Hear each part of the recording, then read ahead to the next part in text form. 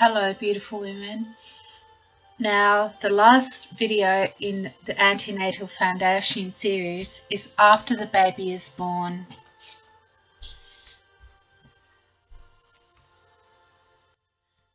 So first of all we have to go through our disclaimer. This series of presentations is designed to supplement advice given to you by your midwife and obstetrician who are there to provide expert advice and support throughout your pregnancy. The Preparing for Birth Mothers Background Notes for Prenatal Classes, written by Andrea Robertson for Birth International, was used to formulate the presentations. These presentations cannot replace health professionals' advice and are only produced to provide a solid foundation of information which can be supplemented with your own knowledge and tools. The producer cannot take any responsibility for the use of this knowledge in any way, shape or form. The presentations are a gift to you to allow basic information to be disseminated to help manage pregnancy through your autonomous choice. Your new baby. Your baby will look like an individual right from the start. You may be surprised at its appearance and perhaps puzzled by some of the characteristics most babies show. Some babies are born with blue bodies and faces. As the baby begins to breathe oxygen from the air, it will quickly turn pink. Sometimes it takes a little longer for the hands and feet to be completely pink, but this is normal and will improve as the circulation quickly improves. The baby's head is large in proportion to the body, with a button nose and a receding chin. These help the baby to latch onto the breast. The eyes are usually grey and will change in a few months to their final colour.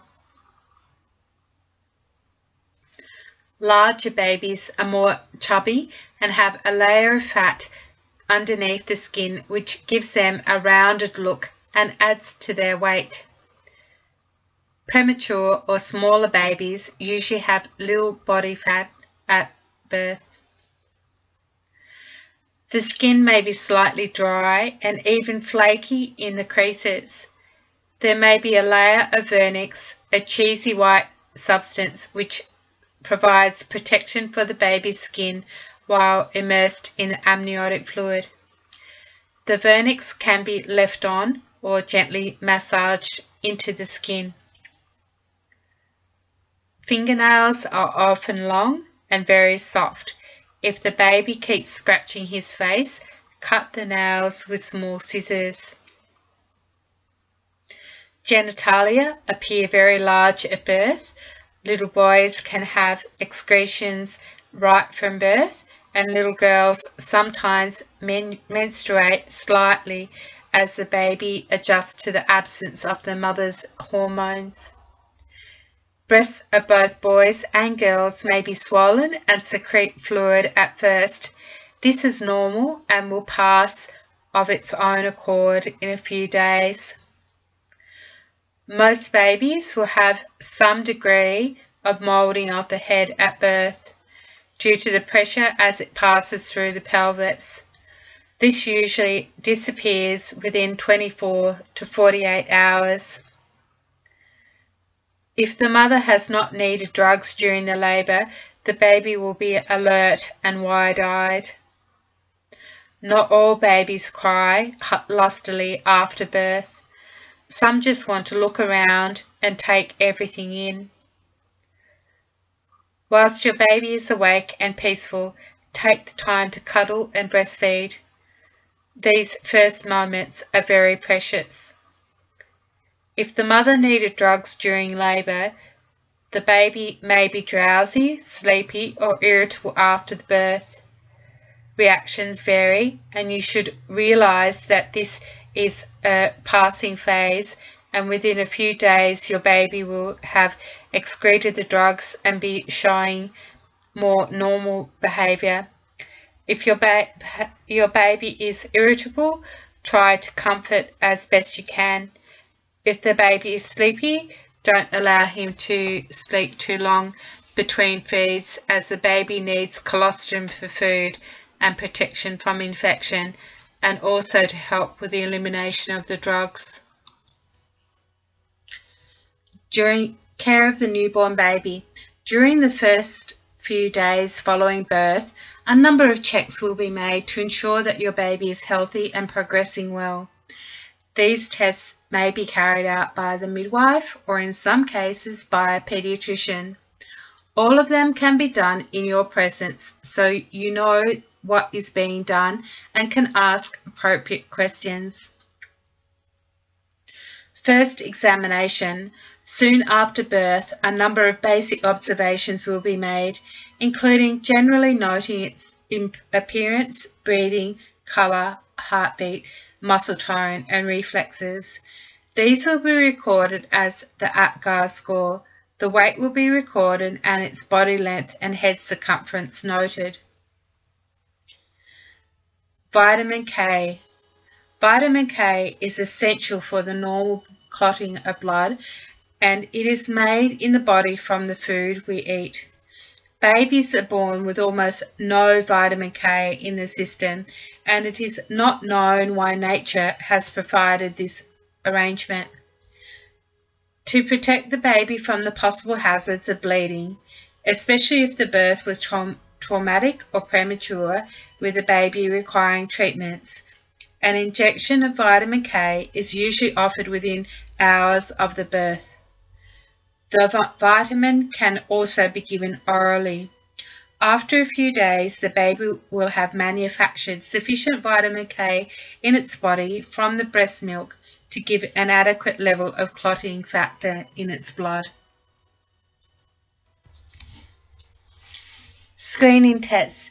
There are a variety of tests that may be done in the first few days to detect any abnormalities.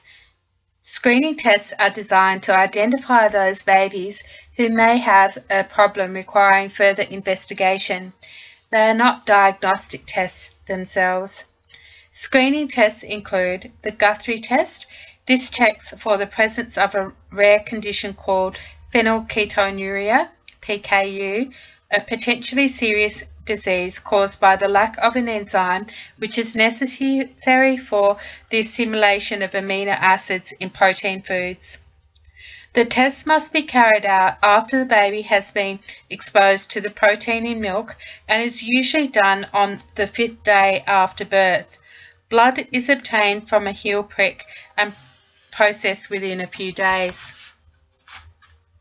The same blood can also be tested for cystic fibrosis, a condition where all the endocrine systems are affected and the secretory organs become blocked. Physiotherapy can help. Hypothyroidism. Any early diagnosis can facilitate control with thyroid tablets. Galactosemia. The enzyme which digests galactose is absent and the baby must have a galactose-free diet. Tests for hip instability.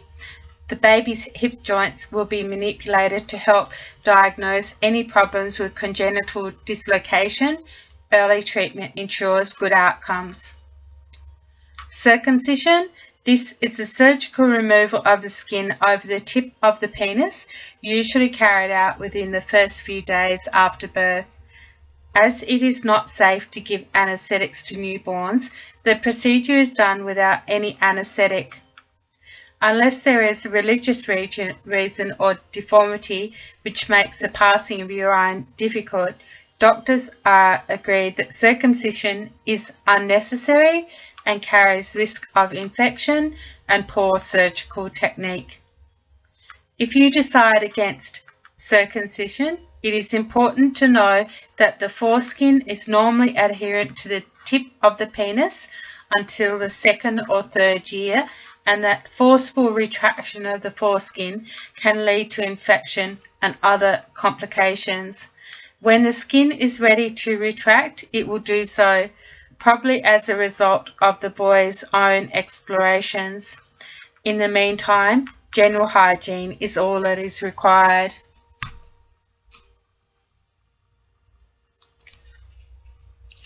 Learning to breastfeed.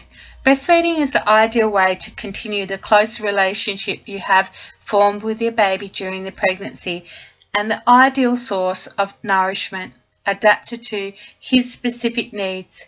You will find there are many advantages from ease of portability and constant availability to the regular rest periods and extended physical contact that breastfeeding ensures. It is time-saving and cheap, gives protection from illness and helps you to regain your figure. Breastfeeding should begin as soon as possible after the birth. If due to illness of the baby or mother, the first feed has to be delayed, be patient and follow the same steps as other mothers when you are able to begin nursing. If your baby is born prematurely, your milk will have extra protein to help him catch up, and the antibacterial and immunological factors he needs to avoid infection and fight disease. If the baby can't suck strongly because he is too little, express your milk and feed it via tube or eyedropper. The sucking urge will develop as he grows. The first hour after birth. Putting the baby to the breast is really part of the birth process, as the nipple stimulation causes the uterus to contract, which helps the placenta to separate and be expelled. The suckling response of the baby is strongest in the first hour, and the nipples are extraordinarily sensitive. This combination means that even if the first nursing is not for very long or even very successful, the uterus will respond. The baby will have his first sucking efforts rewarded through tasting his first colostrum. If there is a delay in putting the baby to the breast, or the baby is lethargic due to labour drugs, try again as soon as you can. Positioning the baby. Holding the baby so that the nipple is grasped at the correct angle will make breastfeeding easy and avoid many problems. For the first feed after birth, unwrap the baby a little so his hands are free and skin-to-skin contact can be achieved. This will keep him warm and make positioning easier. Place him along your arm with your hand under his nappy or bottom, and his head lying in the crook of your elbow. Don't hold his head. Make sure his tummy is against your stomach and that he's lying on his side. He should have one arm under your breast, the other free to move on top. His head, neck and spine should be in a straight line. His head should not be turned to the other side. You will find all this easier if you sit upright with a pillow behind your back and another under the arms supporting the baby. Raise or lower the baby until his nose is opposite the nipple, tucking his feet in close against your body. Check that the nipple is erect, and if not, gently massage it to a good shape. Allow the baby time to explore and lick the nipple, and as he opens his mouth wide, pull him towards you using your whole arm. The nipple should go into the back of his mouth and he will easily latch on. His chin should be firmly pressed into the underside of your breast and his nose free so he can breathe. If necessary, use your free hand to support the breast. The areola, the dark area around the nipple, should be under his lips, which are flared back in an open mouth position. If you don't get him well positioned, release his suction by putting your finger in the corner of his mouth and try again. Allow him to enjoy the first breast, then switch him over to the second side to finish off. Alternate the breast you start with each time. If he is well positioned, your nipples will not become cracked or sore apart from a little initial tenderness as they adjust to the nursing process. Routine in hospital. It is important to feed your baby according to need, both yours and his. Most newborns will need to be fed every 3 hours, and you need to feed at night to avoid engorged breasts. Time at the breast need not be restricted unless the nipples are very sore or cracked, when attention to correct positioning should be given first. It is not necessary to give any extra fluids to the baby. The colostrum, the first milk produced in your breast, is an especially rich milk and will help the baby to avoid jaundice and maintain body weight. Most babies will settle more easily with their mothers, so full morning rooming in, especially at night, is an advantage. Having the baby in bed will help calm a fractious baby and thereby allow the mother more sleep.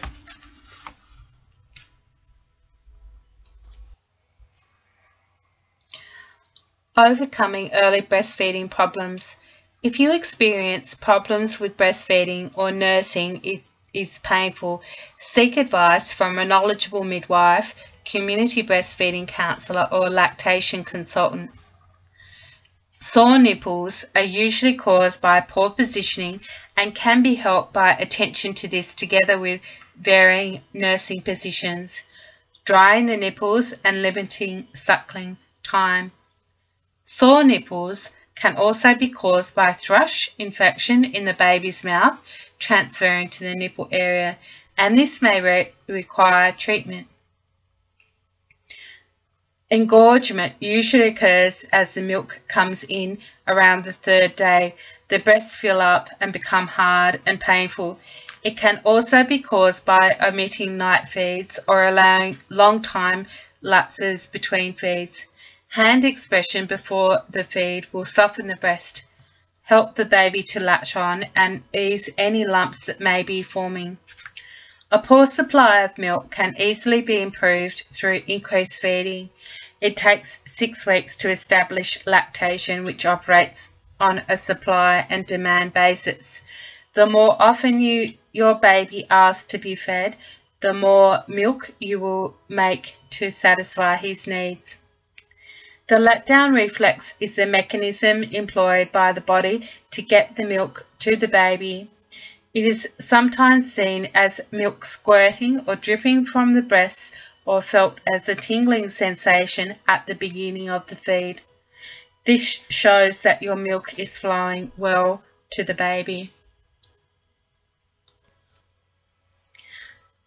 Jaundice. Most babies become a little jaundiced in the first few days as their bodies eliminate excess bilirubin from their bloodstream. If your baby appears more yellow than normal, a blood test will be done to estimate the level of jaundice. It may be necessary to expose the baby to extra light from fluorescent tubes in an incubator to help him eliminate the excess bilirubin. This may take a few hours or days if severe. During this time, his eyes will be covered and he will be sleepy. Continue to feed him as often as you can, even though he may be sleepy at the breast. The breast milk will help him obtain the fluids he needs at this time.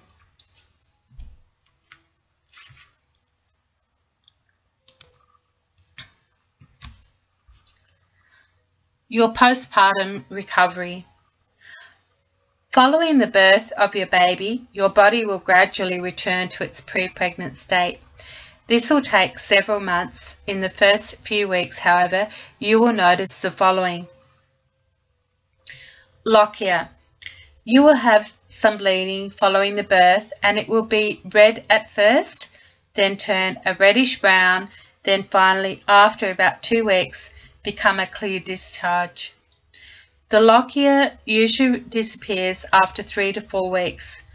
The initial bleeding will be most noticeable when you breastfeed, as the uterus contracts at this time. If bleeding persists, mention it to your doctor at the 6-week checkup. If you suddenly bleed very heavily, go to the hospital immediately, as you may be having a hemorrhage caused by some remnants of the placenta or membrane still inside your uterus. If the lochia takes time to clear, increase your intake of iron to counteract any deficiency of anemia, which will cause excessive tiredness. After birth pains. When you breastfeed your baby, the release of oxytocin in response to nipple stimulation causes the uterus to contract. In the first few days, these contractions can be unpleasant, especially if this is not your first baby, and the resultant pain can be difficult to cope with. These pains usually become less severe with each passing day, and although a nuisance, they indicate that your uterus is returning to its pre-pregnant size. Try deep breathing and relaxation as you settle down to nurse your baby, and applying a hot pack, example a hot water bottle, to the area may help. If this is not enough, some paracetamol taken about an hour before a feed in the first few days will help you cope. Stitches. If you have needed stitches following the birth, these hints may help ease the discomfort until they have healed. Do your pelvic floor exercises as soon as you can. These will help improve circulation and speed the healing process. The first few times you have your bowels open, hold a pad against your perineum. This will help you protect the stitched area and stop the feeling that you are tearing apart, which won't happen. Lie on your side to feed the baby. Use an air ring when sitting in bed or on a chair. Warm baths from time to time are soothing. Keep the area dry as much as you can, as this promotes healing. Report any swelling, bruising, or anything you may think is even slightly abnormal to the midwives. Stitches should have healed by 3 weeks. If this has not occurred, see a doctor or a midwife and have them checked. If your perineal area is still uncomfortable when you have your 6-week checkup, tell your midwife or doctor and seek treatment. The first few times you have sexual intercourse, use a lubricating jelly. You may need to experiment with alternative positions for comfort too.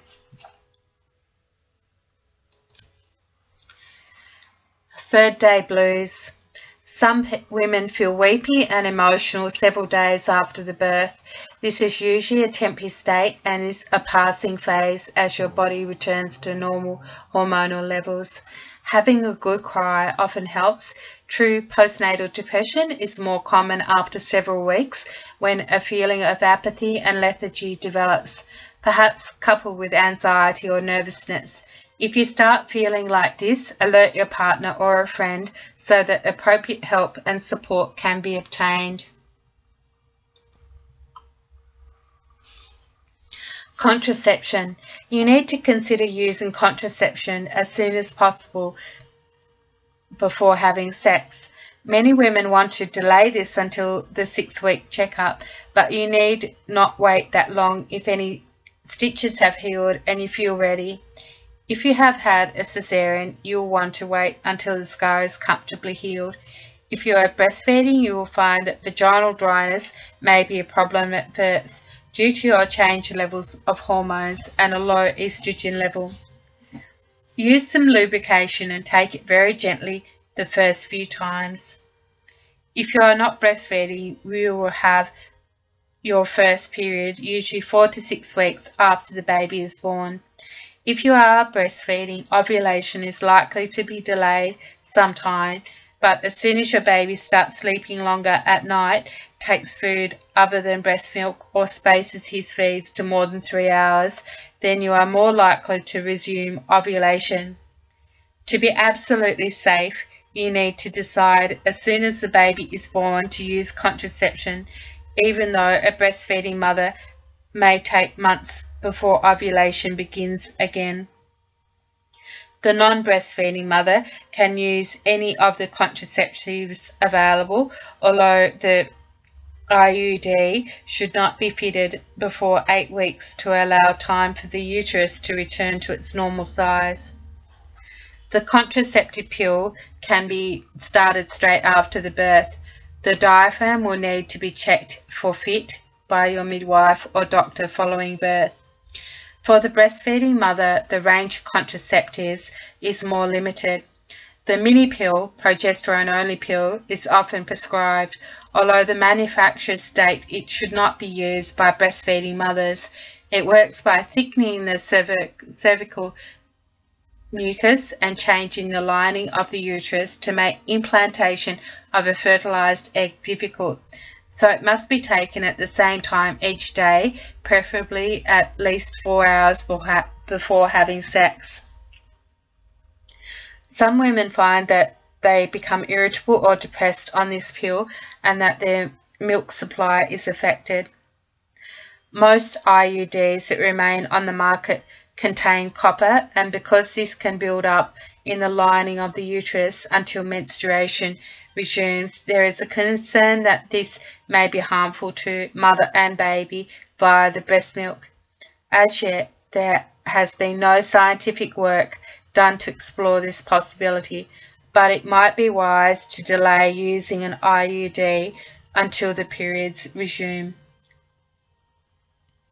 Diaphragms need to be refitted after having a baby, and also if there is much change in the body weight in the following months. They are reliable if used properly and with a spermicide.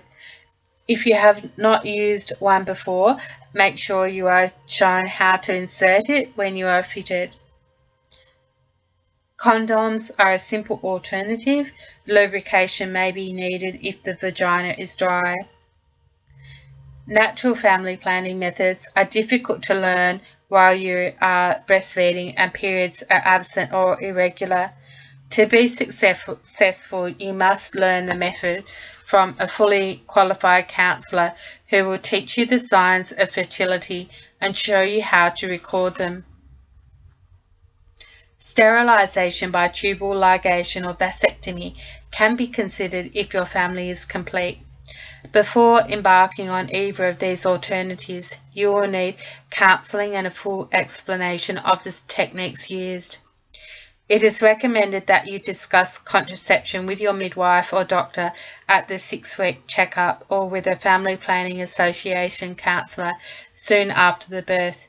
If you are breastfeeding, you need to consider yourself and the baby when you make your choice. If the method you choose doesn't suit you or you have unpleasant side effects, change to another method, again seeking guidance if necessary.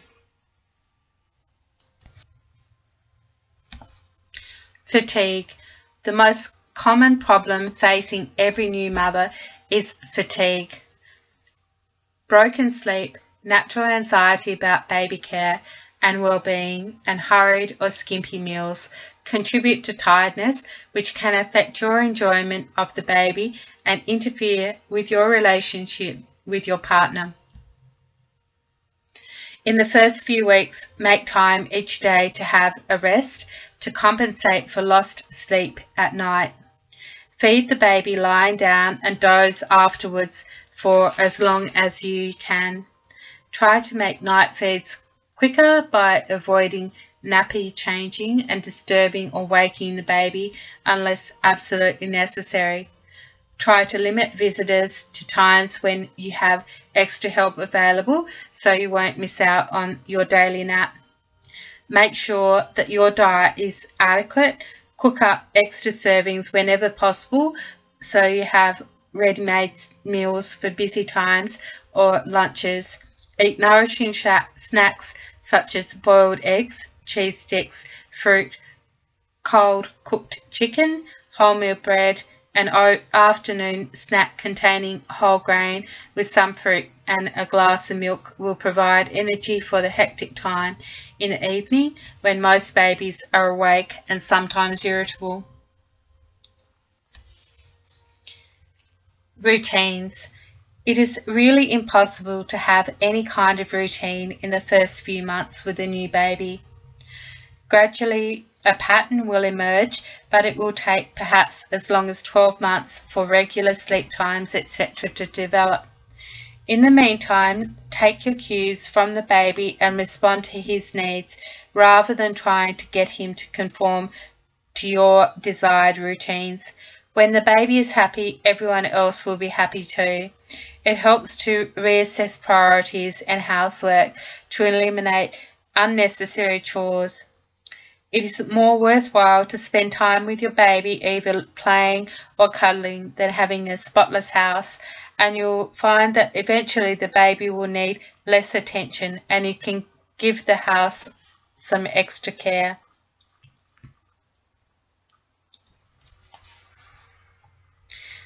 Getting help. If you have a baby who cries a lot, is hard to settle, or sleeps very little, it is helpful to be able to call on others for support or advice. Your local early childhood nurse or health visitor will have names of local mothers groups, breastfeeding support groups, or play groups. Talking to other mothers is a big help and very reassuring. There are also a number of good books that will reassure you and assist with suggestions. Especially useful are the How to Breastfeeding books, which can offer consistent advice about breastfeeding problems.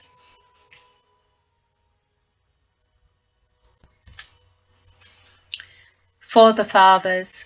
Although most of this section has been directed towards the mother of your baby, your role is vital and you will find much pleasure from nurturing your relationship with your baby and partner. You need to allow yourself time to spend with the baby, not just to ease the burden on your partner, but to discover for yourself the special qualities and personality of your baby. Babies love the different feel of their fathers, the strong hands, deep voice, and the different games they play. Participating in the daily routine of baby care is not a waste of time or unmanly, but a special opportunity for interaction with your child. Your partner will need time to adjust to her new role as a mother and to physically revert to her non-pregnant state. If she breastfeeds, her primary focus of attention must be the baby, but this does not mean that she doesn't want a close relationship with you too. Explore new ways of being tender and close and accept that this is just a phase that will pass as your child grows and no longer needs her total attention. Support and encouragement from you will be appreciated by her at this time. It is a time of learning for you both, a special time in your lives and a great opportunity for learning more about yourselves as people. Try not to rush or ignore it. Savour and enjoy it. Postnatal exercises. As soon as your baby is born, you can begin gentle exercises to help you get back into shape. You can begin these exercises from the first day after the birth, but it will take from 6 months to a year to regain your figure completely. Breastfeeding to help you lose extra weight gained in pregnancy, and a general exercise program of walking, swimming or suitable aerobics will also help after the first few weeks. Pelvic floor exercises. These can be started right after the birth and are especially important because the pelvic floor muscles have been considerably stretched during the birth. If you have stitches or hemorrhoids, exercise to the point of discomfort. Doing these exercises will help reduce swelling and restore the supportive muscles underneath. Useful aids to increased comfort. The pelvic floor exercises are the same as practiced in pregnancy. Each time you pick the baby up, cough or have to lift anything, tighten the pelvic floor and lower abdominal muscles first. This will enable you to exercise the muscles regularly. Pelvic rocking. This is a simple exercise that will help relieve backache, Lie on your back and tighten your abdominal muscles as you flatten your lower spine against the floor. Release and repeat several times in succession.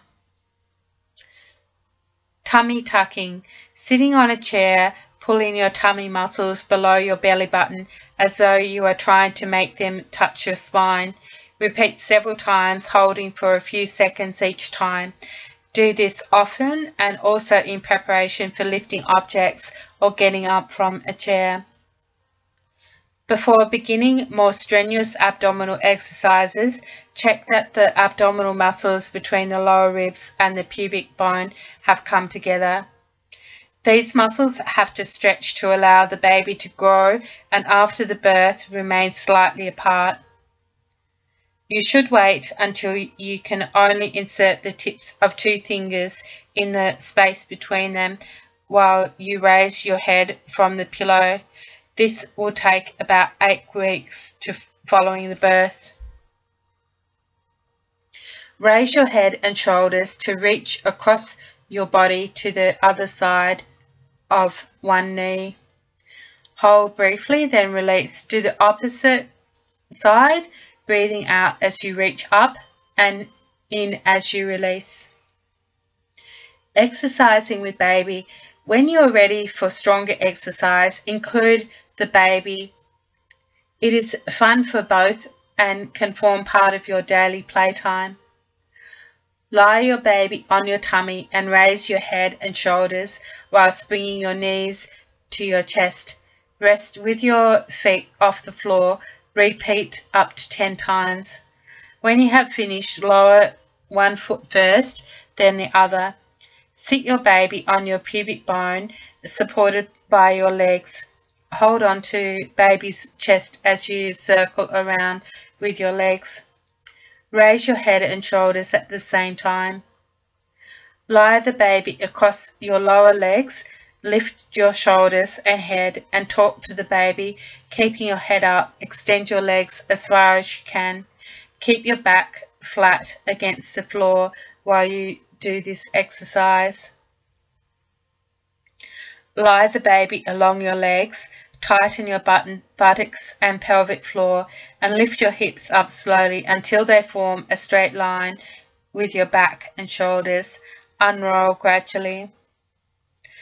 Lie the baby on the floor, starting on hands and knees. Extend one arm and the opposite leg no higher than the level of the hip. Change over and exercise the other arm and leg. Babies will actually copy exactly what their parents do. So the sooner you start postnatal exercises and involve baby with everything, they'll be doing exactly what you're doing and loving every minute of it. It's definitely playtime. So why does my baby need vitamin K? 5 things we need to tell parents who decline vitamin K about what to look for and when to seek help. If your baby actively bleeds from her nose, mouth, gums, cord stump, or bleeds more than you expected after an intervention such as the heel prick test. If there is blood in your baby's vomit, urine, or poo, you might only see a spot of blood in the nappy or a pink ring around the urine. If your baby's soft spot or fontanelle seems a different shape from normal. If your baby is irritable, vomiting and or has paler skin than usual. In dark-skinned babies, if baby's gums are paler than usual. If the baby has an unexplained bruise. Let parents know if they see any of these signs or are worried about their baby, they should seek immediate midwifery or medical help. So Canakian is the vitamin K that's given to babies at birth.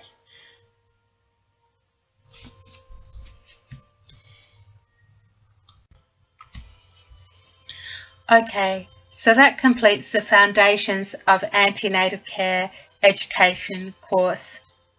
However, there are many more fascinating videos to help you prepare for the big event. Keep in touch and be well prepared. Stay safe and stay healthy.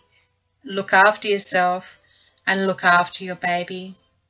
Thank you. Bye for now.